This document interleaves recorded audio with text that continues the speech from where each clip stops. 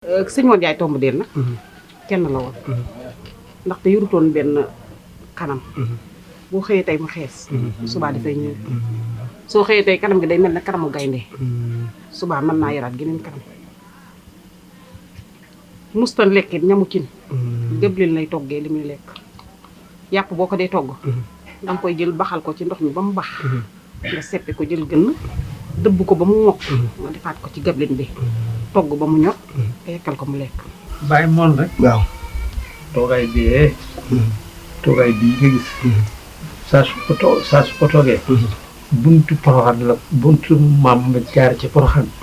at ma jumaa ji yeggee la toog ci poto dugg ci biir jugal dugg ci biir caay ak jàpp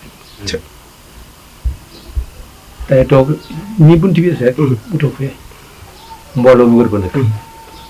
mbooloo moom ko seer rek di ngi ci moom baa seer di yegg ci moom mu toog ci rek mu ci toog ci 10 heures dégg nga ba ci yéen ci bëccëg nit mu toog ji mel moom du soppi jotaayam de bu toogee du soppi jotaayam daa dana ropp rek ne ma def mu def ko ci buntu ñu wër ko nag bari nit ñi bari nañu lool ku kuy seer rek dikk nga fi moom bari na ñuy sikkar di sikkar ba éner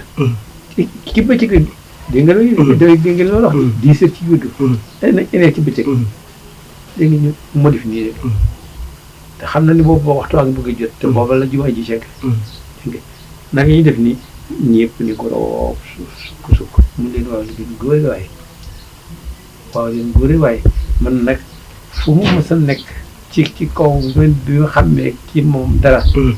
ak léegi damay woon ma toog nii ma toog fii rek de li waaw góore waaye ba mu ñetti yoon mun naa yéen kat seen fund sikkar bi bii topp naa ko bu mu dugg aras